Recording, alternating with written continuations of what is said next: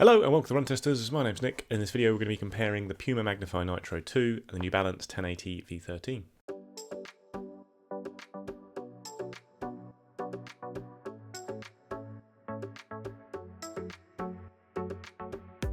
So the Puma Magnify Nitro 2 and the New Balance 1080 V13 are both MaxStack cushion shoes that have received fairly substantial updates for the latest versions.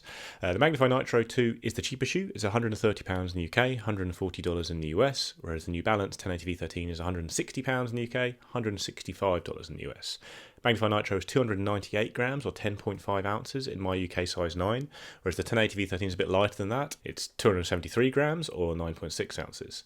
The Magnify Nitro has a 10mm drop, whereas New Balance has a 6mm drop. On the design with the Puma, you've got an engineered mesh upper with lots of padding on the tongue and collar and some power tape elements that add a little bit of structure to the upper. There are small sidewalls of foam and a decent heel counter there to make sure it's a stable shoe, because you've got this high stack of Puma's Nitro foam, which is nitrogen-infused TPEE, and you've got entirely Nitro midsole with the Magnify Nitro 2 compared to the Nitro 1, which had a mix of foams.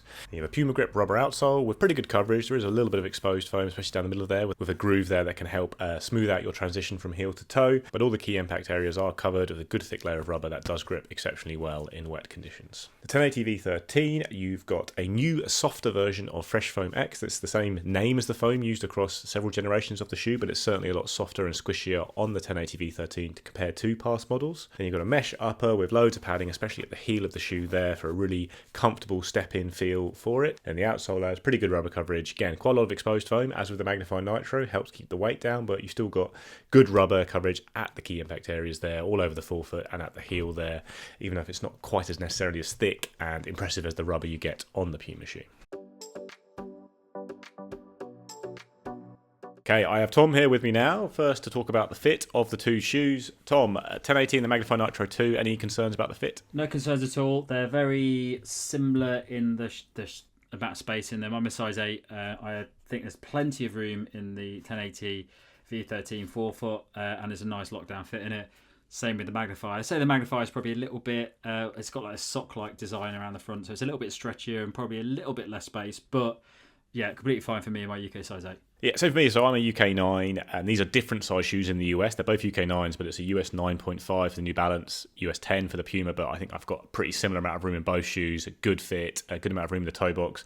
New Balance sometimes come up really short because of the way they convert from UK to US when I get my UK 9, but not a problem at all with the 1080 V13, so yeah, I was very happy in my normal running shoe size.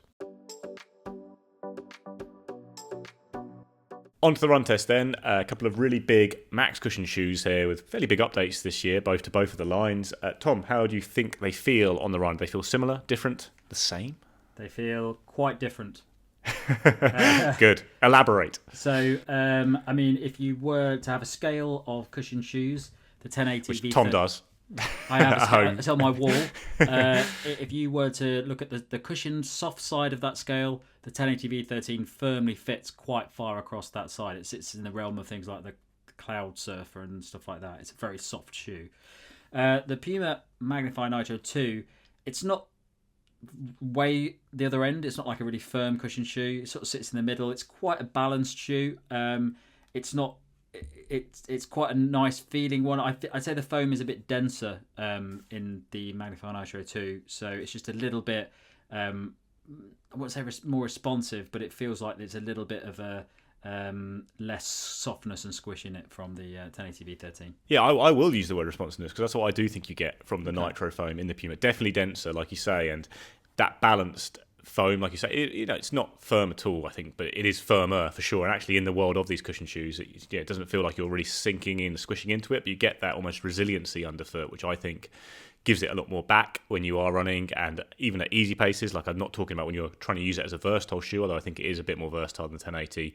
But when I'm cruising along in easy runs, you get that slightly more consistent feel across it. Whereas with the 1080, yeah, you're getting that big, luxurious, sink-in softness feel that I think a lot of people really like these days, and you get it in spades, which you didn't get on previous versions of the shoe, which I think probably felt more akin to the Magnify Nitro 2.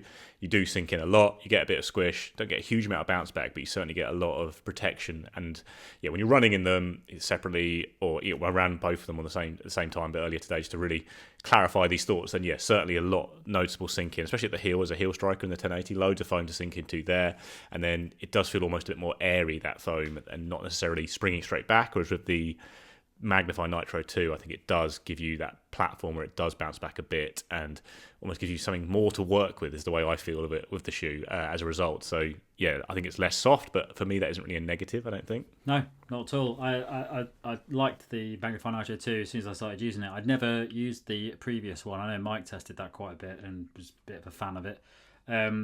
But yeah, I definitely... Puma shoes, all the ones that I've tested in the past, Puma hasn't really got that many big cushion shoes. This is the one big cushion shoe that really stands out from the rest of them. Normally you associate Puma shoes with being, a little bit leaner, a little bit, possibly a little bit faster, and this shoe really came in, and I was a bit concerned when I got hold of it, because I was thinking, can Puma really pull off a max cushion shoe? And they really have. That foam in it is fantastic, and it's just a really solid sort of all-rounder daily shoe. It sits in that realm of like the Triumph, really, for me, something like that, where it just feels like you can do a lot of miles in it. It's very comfortable. I don't think it has a lot of performance type things, so I don't really feel like there's a lot of a rocker action in it. I don't feel like there's a lot of bounce in it. It's just solid, comfortable, reliable, and yeah, does the job. Whereas the 1080 V13, I'm obsessed with cushion shoes. I like soft shoes. I love this shoe. I'm actually using it more than the New Balance More V4 now.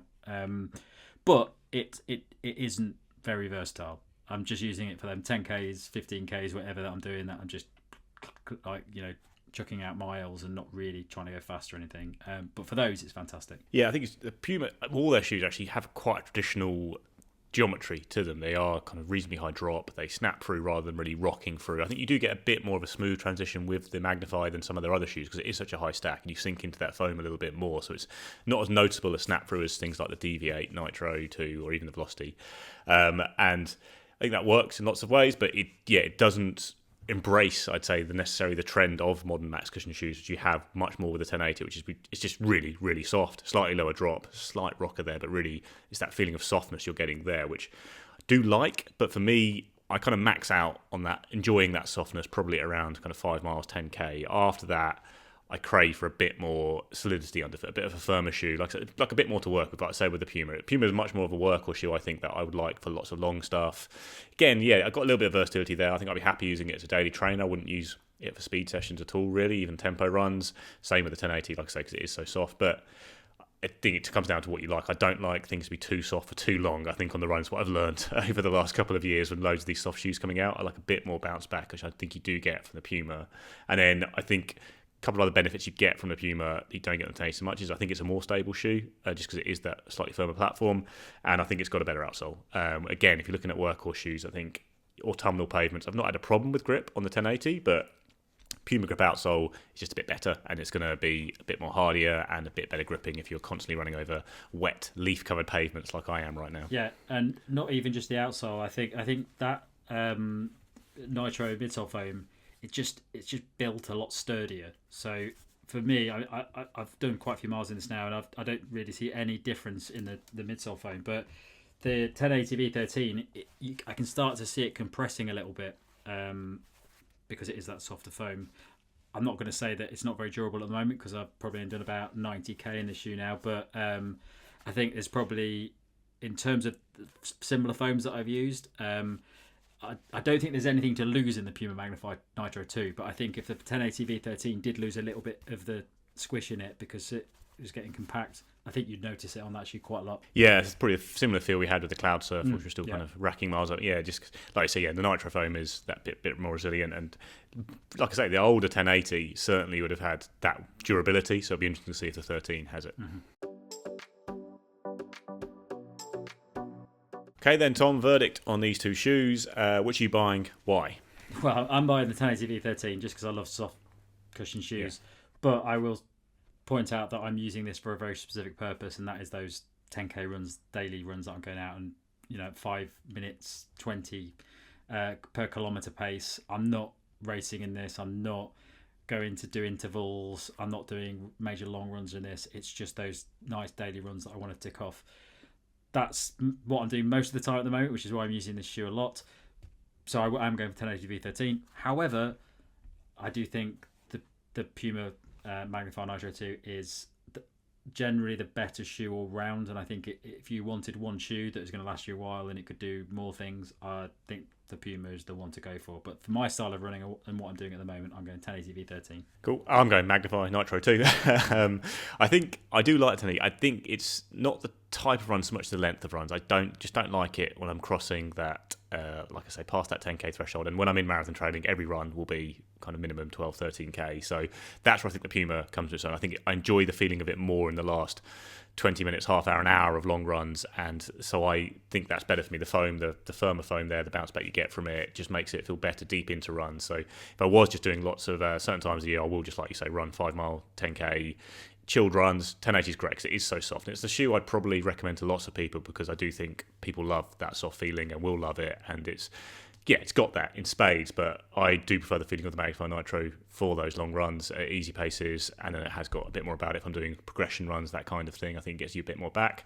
It's cheaper as well, which is never a bad thing. Puma do crazy sales as well, so it's always one to look out for there. And the outsole is important now as we're coming into winter, thinking about outsoles a lot more. I do think that, but it's not really to say the 1080 is at all a bad shoe. I think it's a really good shoe. It just doesn't suit my preference or the type of runs I'm doing so much. And like I say, I probably would recommend it to more people over the Puma just because it's such an outstandingly soft feeling that is probably rarer on the market than maybe the Magnify's general all-rounderness. So that is great. And obviously, like Tom, you like soft shoes, you're going to love it. But yeah, I prefer the Puma myself.